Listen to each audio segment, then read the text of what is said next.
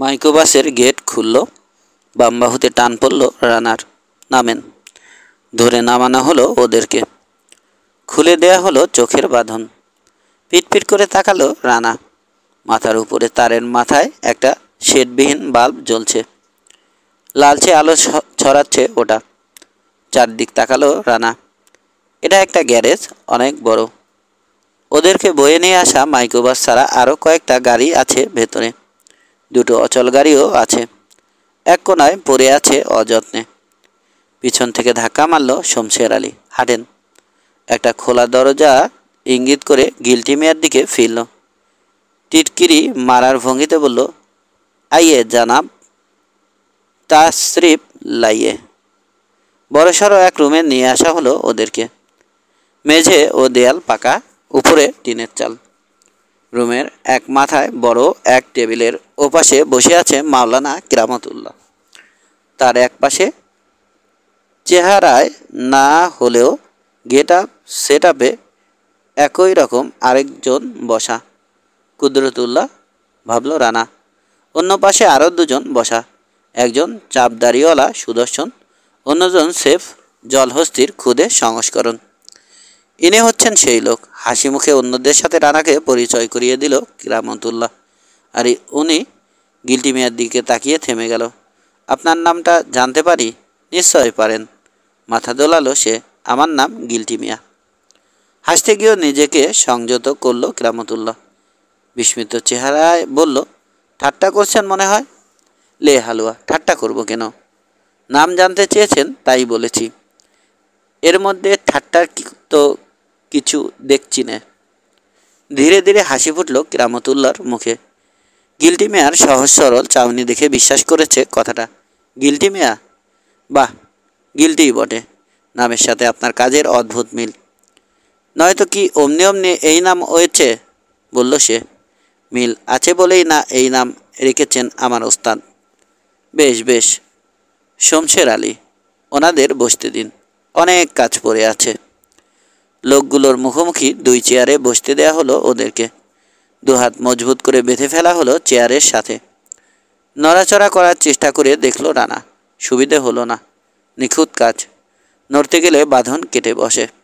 কাজ শেষ করে রানার পিছনে দাঁড়ালো শমশের, স্ট্যান্ড অ্যাট ইজ হয়ে। কিছুটা দূরে কোথাও একটা শেয়াল ডেকে উঠল। তারপর একযোগে আরও কয়েকটা। জনাব মাসুদ রানা, কিরামতুল্লাহ বলে উঠল। আমি এক কথার এবং সোজা পথে চলার মানুষ। সেটা কার নজরে কেমন জানি না, জানতে চাইও না। আমার কাছে আমার পথই সেরা।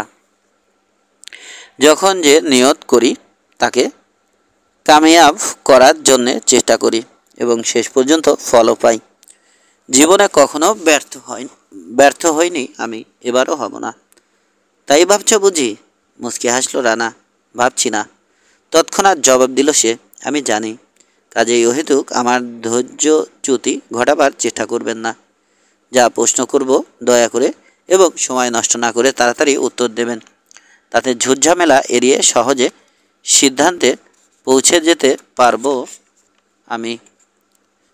আপনারাও তাড়াতাড়ি মুক্তি পাবেন। কোন মুক্তির কথা বলছো তুমি কিরামতুল্লাহ? রানা বলল। না। সঙ্গে সঙ্গে কড়া গলায় ধমক লাগালো লোকটা। নজর পিছনে, শমশের আলীর উপর। আমি না বলা পর্যন্ত কারো গায়ে হাত তুলবেন না। জি হুজুর, মিনমিনে গলায় বলল লোকটা। ঘাড় ঘুরিয়ে কৌতূহলের দৃষ্টিতে লোকটাকে দেখল রানা। তোমারই নাম তাহলে শমশের আলী? হ্যাঁ, অজান্তেই বলে উঠল সে। তোমার সাথে দেখা হওয়ায় ভালোই হলো। কেউ? বিস্ময়ে মুখ দিয়ে মাতৃভাষা বেরিয়ে গেল তার। এদিকে আমি কথা দিয়ে এসেছি, কাজলের খুনিকে নিজ হাতে খুন করব আমি, তাই বলল ও। কাজল হত্যার প্রতিশোধ নেব। বোকার মতো তাকিয়ে থাকলো বিহারী লোকটা। ব্যাপার বুঝলো, সংযোগটা কোথায় বুঝতে পারেনি।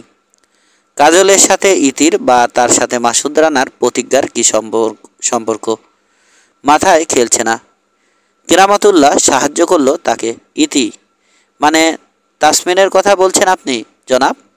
প্রশ্ন করল সে। হ্যাঁ, কিন্তু ওকে কাজল হত্যার প্রতিশোধ নেওয়ার কথা কেন দিতে হলো আপনাকে? কারণ কাজল ইতির স্বামী ছিল, বলল ও। চেহারায় নিখাত বিস্ময় ফুটল উপস্থিত প্রত্যেকের। পরস্পরের মুখ চাওয়াচাওয়ি করতে লাগলো লোকগুলো। মাওলানা সামলে নিল সবার আগে। আচ্ছা টেনে বলল, এইবার বুঝলাম। হেসে উঠল রানা। কিছুই বোঝনি তুমি এখনো কাঠমোল্লা, বুঝলে এই মুহূর্তে মূর্ছা যেতে। রেগে উঠতে গিয়েও শেষ সময়ে সামলে নিল লোকটা। এক খিলি সুগন্ধি পান মুখে পুরে চিবোতে লাগলো। ফালতু কথায় সময় নষ্ট হচ্ছে, এবার কিছু কাজের কথা হোক। হোক, সঙ্গে সঙ্গে বলল রানা। চট করে ভুরু কুঁচকে উঠল কেরামতুল্লার। জনাব মাসুদ রানা রাগ গলায় বলল, আমি যা প্রশ্ন করব তার উত্তর দিতে হবে আপনাকে, বুঝতে পেরেছেন? ঠোঁট উল্টে মাথা নাড়ল রানা। পারেনি।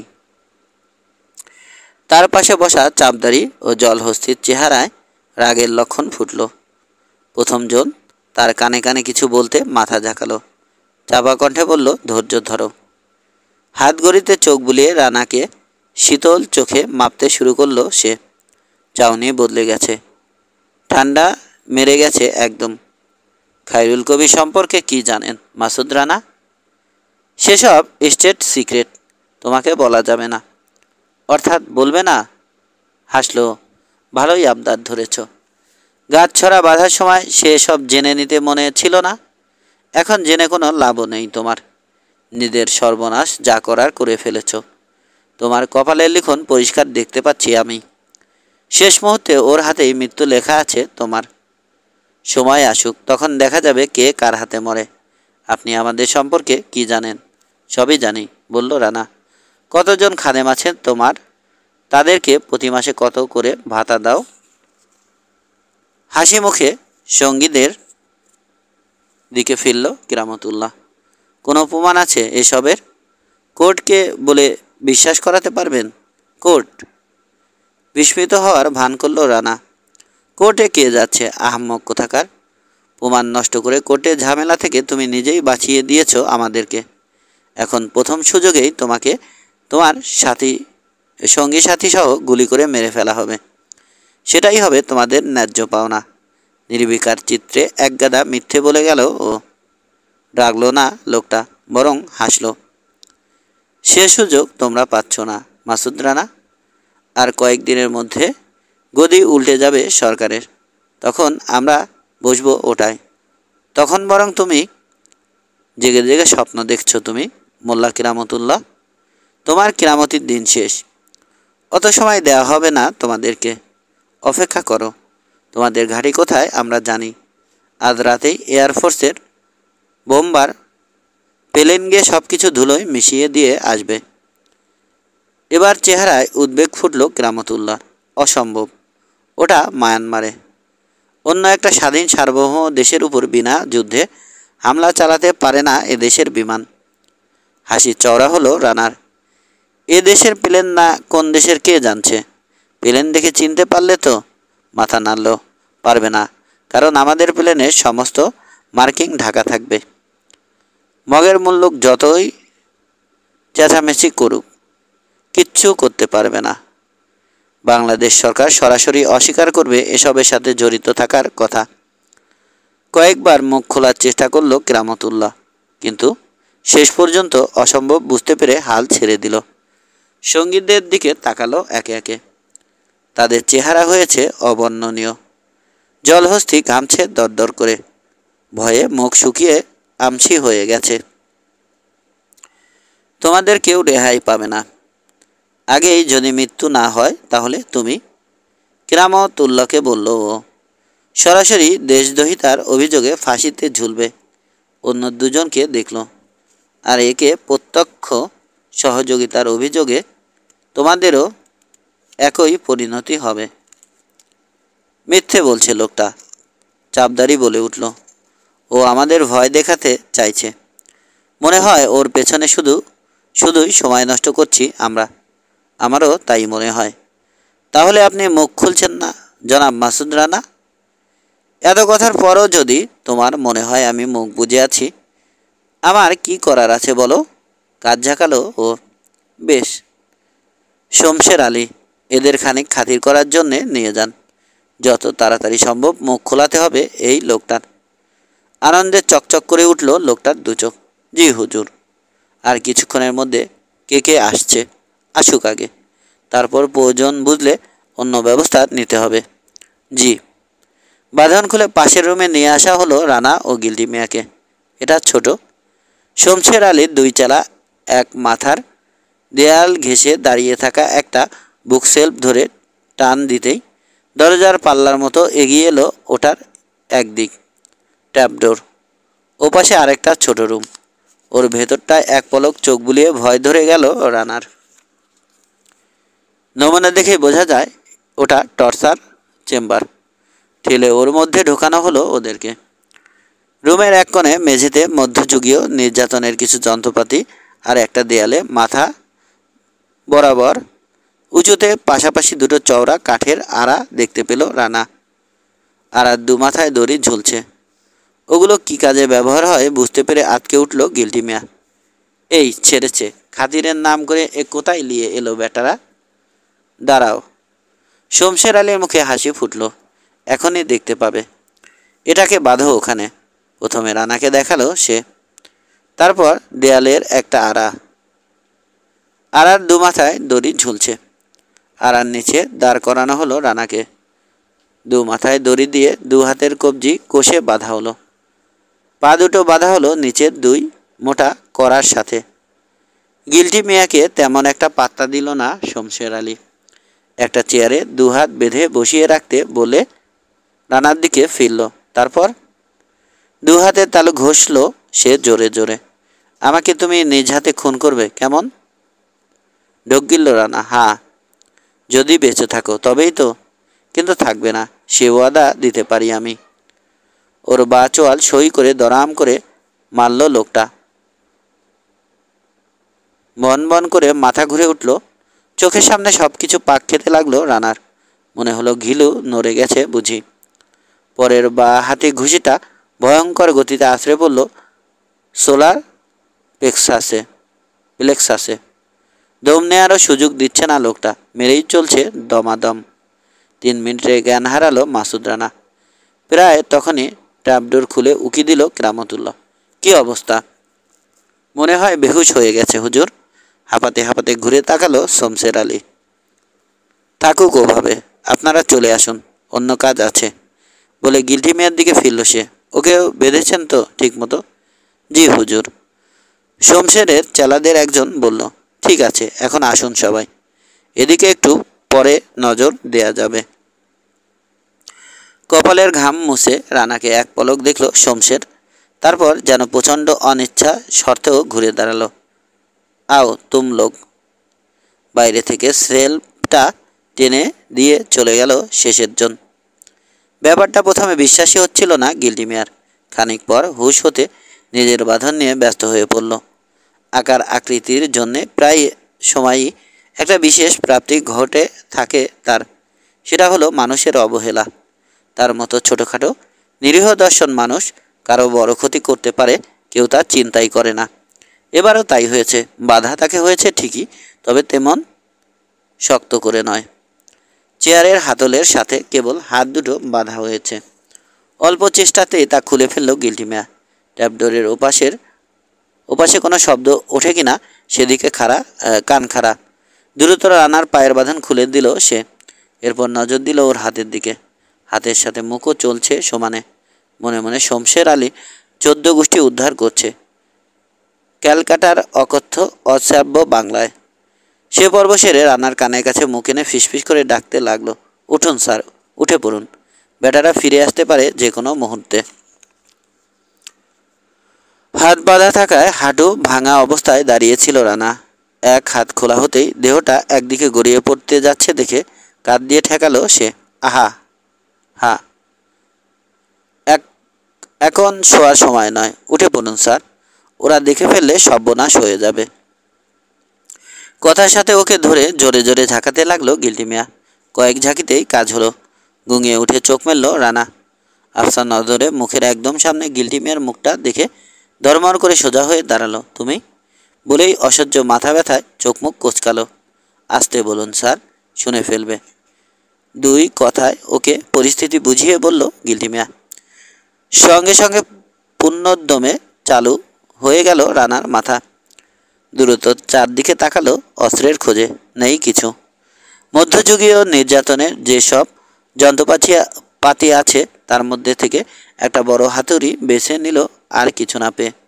ওটা গিল্টি মিয়ার হাতে ধরিয়ে দিয়ে জুতোর হিলের বিশেষ কুঠুরি থেকে ওয়ালথারের মতো ওর প্রতি মুহূর্তের আরেক সঙ্গী 4 ইঞ্চি ব্লেডের একটা ফোল্ডিং নাইফ বের করলো মাসুদ রানা। গিল্টি মিয়ার সাথে নিচু গলায় আলোচনা করলো কয়েক সেকেন্ড।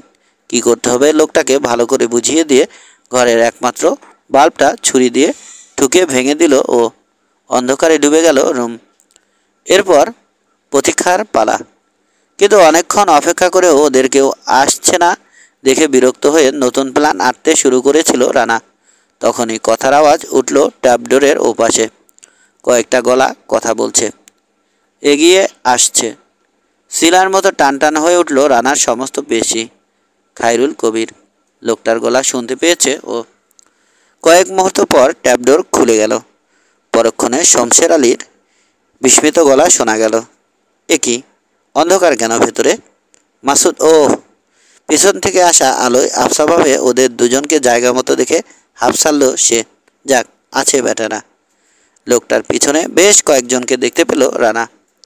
কিরামতুল্লাহ, ঘুমে ঢুলুঢুলু কুদরতুল্লাহ, চাপদারি ও জলহস্তি, 3-4 জন খাদেম এবং খায়রুল কবির। উকিঝুঁকি মেরে ভেতরটা দেখার চেষ্টা করছে সে। একটা বাল্ব নিয়ে এসো কেউ, শমশের আলী হুকুম দিল। খাদেমের একজন সঙ্গে সঙ্গে দৌড়ে চলে গেল। এদিকে নির্ভয়ে ভেতরে চলে এলো শমশের আলী। 2 শাগরেদ রয়েছে সাথে, একজনের হাতে ম্যাকারভ।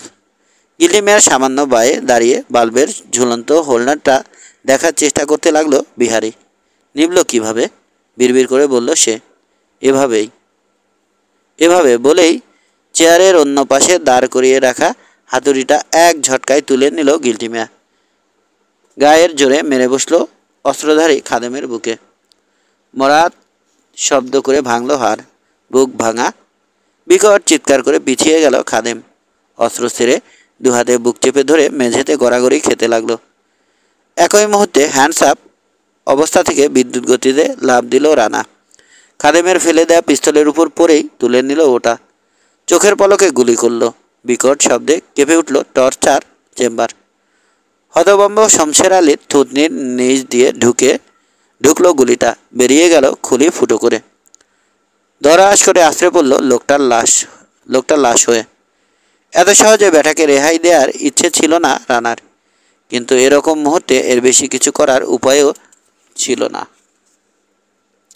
ওদিকে ততক্ষণে হাতুড়ির আরেক বাড়িতে দ্বিতীয় খাদেমের 1 হাঁটুর বাটি গুঁড়ো করে দিয়েছে গিল্টি মিয়া। বুকের ব্যথায় কাতর সতীর্থের পাশে শুয়ে হাঁটু চেপে ধরে করুণ কণ্ঠে বাপ মাকে স্মরণ করছে সে। অন্যদিকে গুলির শব্দে আটকে উঠল বাইরে অপেক্ষামান দলটা। মুহূর্তে ঘুরে দৌড় দিল সন্তুষ্ট ইঁদুরের মতো। খায়রুল কবিরকে চরকির মতো ঘুরে দাঁড়াতে দেখল রানা। পরক্ষণে এক লাফে চোখের আড়ালে চলে গেল সে। অন্যেরা কে কার আগে পালাবে সেই প্রতিযোগিতায় ব্যস্ত। কিরামতুল্লাহ চিৎকার করে লোকজন ডাকছে। এই সময় আবার গুলি হলো। তৃতীয় খাদেম ট্র্যাপডোরের মুখে দাঁড়িয়ে আন্দাজে গুলি করছে। দ্বিতীয় গুলিতে তাকে ঠান্ডা করে দিয়ে ম্যাকারভ বাগিয়ে ছুটল রানা। বেরিয়ে এই কিরামতুল্লাহ আগে আগে পালিয়ে যাচ্ছে দেখে তার হাঁটুর পিছনে গুলি করল। কাতরে উঠে আসতে পড়ল লোকটা। সঙ্গে সঙ্গে ব্রেক কষল চাপা দাড়ি ও জলহস্তি। নড়বে না, হুঙ্কার ছাড়ল রানা। 1 পা নড়লে হুমকিটা শেষ করল না ও। ঘুরে দাঁড়ালো লোক দুটো। ভয়ে ও উত্তেজনায় ভোস ভোস করে হাঁপাচ্ছে। শেষের জন দরদর করে ঘামছে। ওদিকে রক্তে লাল হয়ে উঠেছে কিরামতুল্লাহর পাজামা। চেহারা বিকৃত করে 2 হাতে রক্ত বন্ধ করার চেষ্টা করছে মরিয়া হয়ে।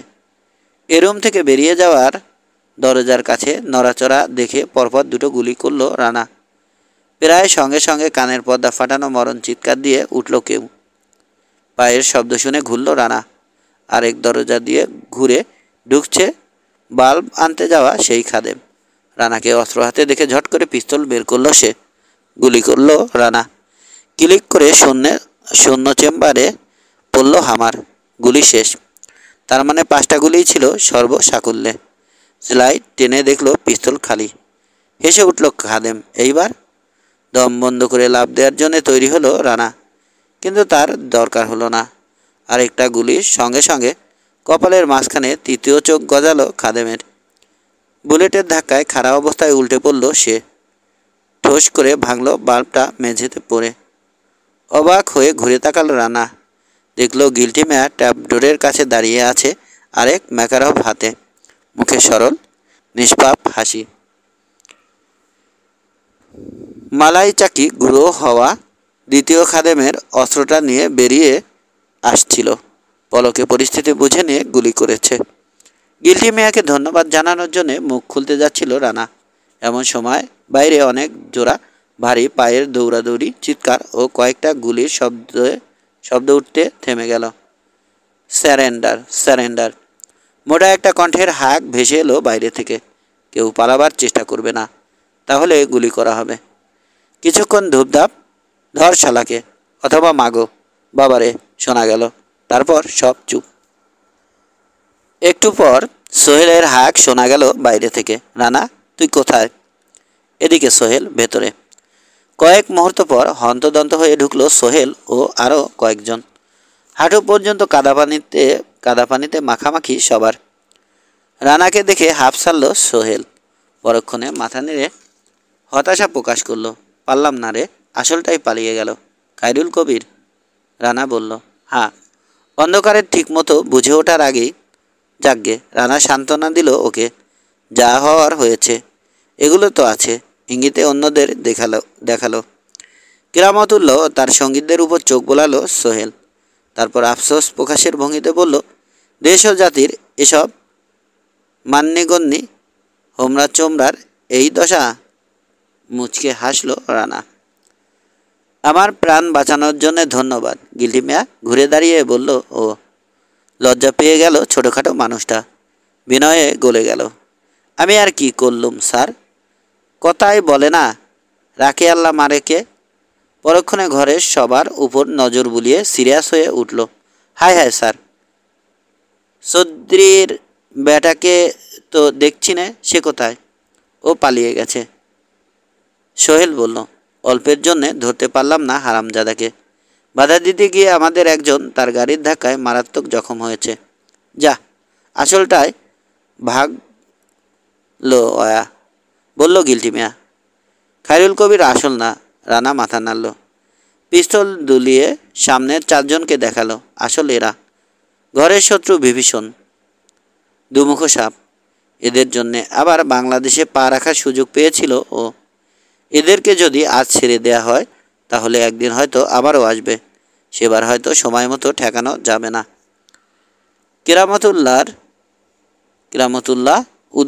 উল্লার উদ্দেশ্যে মাথা ঝাঁকালো ও। কেমন বুঝছো কাঠমোল্লা? ভেবেছিলে কোথায় এনেছ আমাকে তা কাকপক্ষীও টের পায়নি। কাজেই ভয়ের কিছুই নেই। ইতির মা বাবাকে তুলে আনতে ব্যর্থ হয়ে যেদিন তোমার অ্যাম্বুলেন্স পালিয়ে আসে, সেদিন থেকেই এই জায়গার খবর জানা ছিল আমাদের। ওটাকে ফলো করা হয়েছিল, প্রশ্ন নয়, মন্তব্য করার ভঙ্গিতে বলল লোকটা। অবশ্যই ফলো করা হয়েছিল। যখন জানলাম এসবের মধ্যে খায়রুল কবিরও আছে, তখনই ঠিক করেছিলাম কায়দা করে তোমাদের পালের সব কটাকে এখানে এনে গলায় দড়ি পরাবো। অবশ্য ওই লোক যে আজই আসবে সে কথা জানতাম না। আফসোস, সোহেল বলল, ধরতে পারলাম না বেটাকে। ওটাকে না হয় নাই পেলাম, বলল রানা। এগুলোকে তো পেয়েছি, কিন্তু তাতে তোমার কোনো লাভ হবে না মাসুদ রানা। কেরামতুল্লাহ বলল দীর্ঘ গলায়। আমাদেরকে আটকে রাখার ক্ষমতা তোমার মতো চুনোপুঠিদের নেই। হ্যাঁ, সায় দিল চাপদারি। এই প্রথম মুখ খুলল লোকটা। চেহারা দেখে মনে হচ্ছে নিজেকে ফিরে পেয়েছে। আমাদের ক্ষমতা সম্পর্কে বিন্দুমাত্র ধারণা নেই আপনার। আছে, বলল ও। আছে বলেই তোমাদেরকে ভয় পাই আমি। হেসে উঠল কেরামতুল্লাহ। বুঝুন তাহলে কাদের সাথে লাগতে এসেছেন। কোনো প্রমাণ ছাড়া আমাদের বিরুদ্ধে একটা আঙুলও তুলতে পারবেন না আপনি। কোনো অভিযোগ হালে পানি পাবে না কোর্টে। কাল 11টার মধ্যেই কোর্ট থেকে সসম্মানে ছাড়া পেয়ে যাব আমরা। চোখ গরম করে লোকগুলোকে দেখল সোহেল। শাআল্লাহ, হারামখোর, হারামির বাচ্চা। প্রেমের আলাপ হচ্ছে। মাথা ঝাঁকালো কেরামতুল্লাহর উদ্দেশ্যে। বাঁশডলা কাকে বলে জানিস? একবার খেলে বাপদাদার 14 গোষ্ঠীর নাম ভুলে যাবি। প্রমাণ তখন নিজেই সেদে আমাদের হাতে তুলে দিবি। শাআল্লাহ। গিল্টি মিয়া, রানা বলল, কিছু দড়ির জোগাড় করো দেখি। দড়ির খোঁজে গিল্টি মিয়ার টর্চার চেম্বারে গিয়ে ঢুকতে সোহেলের দিকে ফিরল। শিয়ালের ডাক তো অনেক আগেই শুনেছি, তারপরও এত দেরি হলো যে? আর বলিস নে। একে একে অন্ধকার, তার উপর কাদা পানি, গর্ত ডোবা, এই সামান্য পথ ফুরোতেই চায় না। কতজন আছে তোর সাথে? 8 জন। কেন? বলল। ধরেছিস কটাকে? 20 জনের মতো। ব্যারাকে ঘুমাচ্ছিল। গিল্টি মেয়ের দড়ি নিয়ে আসতেই সব কটাকে পিছমোড়া করে বেঁধে ফেলল রানা শক্ত করে। কেরামতুল্লাহকে বাঁধার আগে তার ক্ষতস্থানটাও কষে বাঁধল। রক্ত পড়া কিছুটা কমলো এর ফলে। আহ!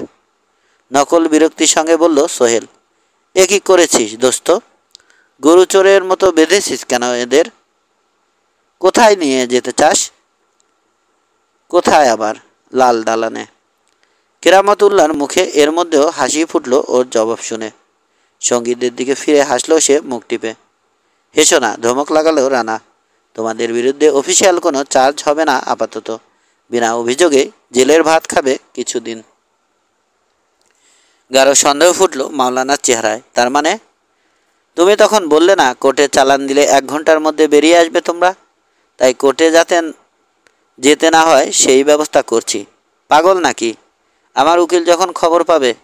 কি করে পাবে? রানা বলল। কে জানছে তোমরা কোথায় আছো? রাত থাকতে থাকতে নিয়ে ভেতরে পুড়িয়ে দেব, কেউ দেখবে না। একটা ঢোক গিলল কেরামতুল্লাহ। এবার সত্যি সত্যি ভয় পেয়েছে। দুর্বল গলায় বলল, দেশে এমন কোনো আইন নেই যে? আছে, বাধা দিল সোহেল। আমাদের সার্ভিসের একটা পকেট আইন আছে, তোমরা জানো না? ওতে এ সম্পর্কে বিশদ ও বিস্তারিত লেখা আছে। গরুর পালের মতো খেদিয়ে লোকগুলোকে গ্যারেজে রাখা মাইক্রোবাসটায় তোলা হলো। তারপর বাধা হলো তাদের পা। ভাঙা চোরা ভঙ্গিতে পড়ে থাকলো তারা। রানা উঠে বসলো ড্রাইভিং সিটে, সোহেল ওর পাশে। গিল্টি মিয়া গিয়ে সোহেলের বাহিনীর সঙ্গে যোগ দিল। 2টো মাইক্রোবাস করে এসেছিল ওরা। 3টেই একসাথে রওনা হলো ঢাকার দিকে। ইট বিছানো এবড়োখেবড়ো প্রাইভেট রাস্তা ধরে তুমুল গতিতে গাড়ি ছোটালো রানা। নামে ইট বিছানো রাস্তা ওটা। ইট কয়টা আছে হাতে গোনা যায়। ঘন ঘন ঝাঁপ দিচ্ছে গাড়ি। বৃষ্টির পানি ছিটাচ্ছে। অনেক পিছনে পড়ে গেল অন্য গাড়ি দুটো। একটু পর আর ওগুলোর আলো দেখা গেল না। পিছনে তাকিয়ে নিঃশব্দে হাসল সোহেল। মরেছে। এত আছাড়ে হেগেমুতে না মরে বেটারা। মুচকে হাসল রানা। কিছু বলল না। বড় রাস্তায় উঠে আরও জোরে ছোটালো গাড়ি। ফাঁকা রাস্তায় তুমুল বেগে চালিয়ে কয়েক মিনিটের মধ্যে বনানী রেল ক্রসিংয়ের কাছে পৌঁছে গেল। সামনে লাল সিগন্যাল জ্বলছে, অথচ গেট খোলা। কাজেই স্পিড ব্রেকার পেরিয়ে এলো ও গিয়ার দিল। বিচ্ছিরে আওয়াজ করে উঠল ইঞ্জিন। কাজ হচ্ছে না। গড়িয়ে এসে ঠিক রেল লাইনের উপর দাঁড়িয়ে পড়েছে গাড়ি। আটকে উঠে স্টিক ধরে মরিয়া টেনা হাসরা শুরু করলো ও। কি হলো? সোহেল বলল। গিয়ার বক্স, বলল দাঁতে দাঁত চেপে। মনে হয় আর কিছু বলার সুযোগ পেল না। মাথায় ভারী কিছুর আঘাতে জ্ঞান হারিয়ে হুমড়ি খেয়ে পড়ল স্টিয়ারিং হুইলের উপর। একই চমকে পেছনে তাকালো সোহেল। যা দেখলো তাতে আটকে উঠল। কুদরতুল্লাহ কি করে যেন হাতের বাঁধন খুলে ফেলেছে। সিটের তলা থেকে একটা ভারী রেঞ্চ তুলে নিয়ে আক্রমণ করে বসেছে রানাকে। চোখাচোখি হতে লোকটার 2 চোখ জ্বলে উঠতে দেখল সোহেল। একই মুহূর্তে ওর মাথা সই করে রেঞ্চটা চালালো কুদরতুল্লাহ। ঝাঁকি মেরে নিজেকে সরিয়ে নিয়ে ধাই করে লোকটার নাকে ঘুষি চালালো সোহেল। রেঞ্জ ছেড়ে দিয়ে অন্যদের গায়ের উপর আছড়ে পড়ল সে। ব্যথায় গুঙিয়ে উঠল কেউ একজন। লোকটার পড়ার ভঙ্গি দেখেই বোঝা গেল পা এখনো বাঁধা তার। পিস্তল বের করতে যাচ্ছিল সোহেল, এমন সময় কাছেই ট্রেনের হুইসেল শুনে চমকে গেল। সন্তুষ্ট চোখে বায়ে তাকালো, দেখল তীব্র আলোয় ভরে উঠেছে চারদিক। এসে পড়েছে ট্রেন। রানা, রানা! ব্যস্ত হয়ে ডাকলো সোহেল। ওর কাঁধ ধরে ঝাঁকাতে লাগলো। কাজ হচ্ছে না। ভয়ে ঘাম ছুটে গেল ওর। পিস্তলের কথা ভুলে এক ঝটকায় নেমে পড়ল। দৌড়ে এসে রানার দিকে দরজা খুলে ওকে নামানোর জন্য এক হাতে গায়ের জোরে টানা হেঁচড়া শুরু করলো। ওরই ফাঁকে ঘন ঘন ঘুরে তাকাচ্ছে ট্রেনের দিকে। ঝড়ের গতিতে আসছে ওটা, আর বড়জোর কয়েকশো ফুট দূরে আছে। একটা বাঁক আছে সামনে, ওটা ঘুরলেই শেষ। এমন সময় গেটম্যানের দেখা পাওয়া গেল। গেটের সাথে ছোট্ট কোয়ার্টার থেকে চোখ ডলতে ডলতে বেরিয়ে আসছে। সামনের দৃশ্য দেখে মুহূর্তের জন্য পাথর হয়ে গেল বয়স্ক লোকটা। তারপর চকিতে একবার ট্রেনটা দেখে নিয়ে দিশেহারার মতো হই হই করে ছুটে এলো গাড়িটার দিকে। সোহেল ততক্ষণে অনেক কষ্টে বের করে এনেছে অজ্ঞান রানাকে। পেছন থেকে এক হাতে ওর বুক পেঁচিয়ে ধরে সরিয়ে নিয়ে যাচ্ছে লাইনের কাছ থেকে। পরিচমে দাঁত বেরিয়ে পড়েছে ওর। গাড়িতে মানুষ আছে। ওরই মধ্যে কোনো মতে চেঁচিয়ে বলল লোকটার উদ্দেশ্যে, ওদের বের করুন, ট্রেন থামান। সময় নেই জেনেও চেষ্টার কোনো ত্রুটি করল না গেটম্যান। আর কিছু না পেয়ে কাঁধের গামছা তুলে পাগলের মতো নাড়াতে লাগলো সে। রানাকে নিরাপদ দূরত্বে সরিয়ে এনে সোহেলও মরিয়া হয়ে হাত নাড়াতে লাগলো। ট্রেনের ড্রাইভার একেবারে শেষ মুহূর্তে খেয়াল করলো ব্যাপারটা। তুমুল গতিতে বাগঘোরা শেষ করেছে তখন ট্রেন। একচোখা দানবের মতো হা হা করে ছুটে আসছে। একেবারে শেষ মুহূর্তে অসহায়ের মতো মাইক্রোবাসটার দিকে তাকালো সোহেল। ভেতরে উন্মাত্তের মতো চিৎকার করে কাঁদছে লোকগুলো। কারো বুঝতে বাকি নেই কি ঘটতে যাচ্ছে। কুদরতুল্লাহকে শেষ মুহূর্ত পর্যন্ত দরজা খোলার প্রাণপণ চেষ্টা করতে দেখলো ও, কিন্তু অন্য তিনজনের পাগলের মতো লাফালাফির কারণে ব্যর্থ হলো সে। এসে পড়ল ট্রেন। মাইক্রোবাসের সাথে ওটার সংঘর্ষে কেঁপে উঠল গোটা এলাকা। চোখের পলকে দুভাগ হয়ে ছিটকে শূন্যে উঠে পড়ল গাড়িটা। দাউ দাউ করে আগুন জ্বলে উঠল। ছিন্ন ভিন্ন গাড়ির ছোট ছোট টুকরো রাস্তায় পড়ে ধাতব শব্দ তুলে ড্রপ খেয়ে দিক বিদিক ছুটে গেল।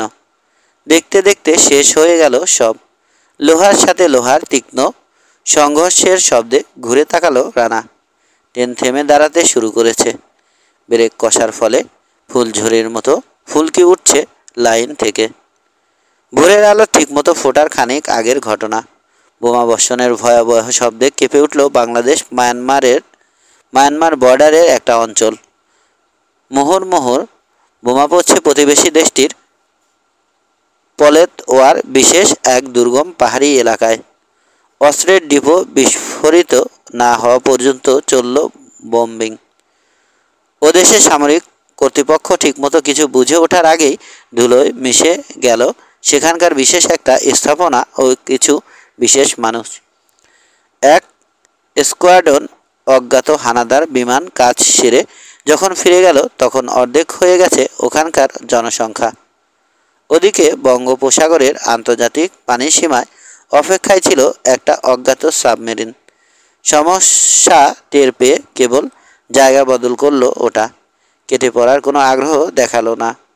ওই দিনই অবশ্য গভীর রাতে বিশেষ মেসেজ পেয়ে অজানা গন্তব্যের উদ্দেশ্যে রওনা হয়ে গেল ওটা সবার অজান্তে। এদিকে সকালের দিকে চট্টগ্রাম বন্দরে মাল খালাসের জন্য প্রস্তুত এক বিদেশি মালবাহী জাহাজে অভিযান চালালো এক বিশেষ বাহিনী। একটা হোল্ডে করে আসা একগাদা খুচরা যন্ত্রাংশ জব্দ করলো তারা, উপযুক্ত কাগজপত্র নেই বলে। ওগুলোর মালিকানা দাবি করতে এলো না কেউ। সমাপ্ত।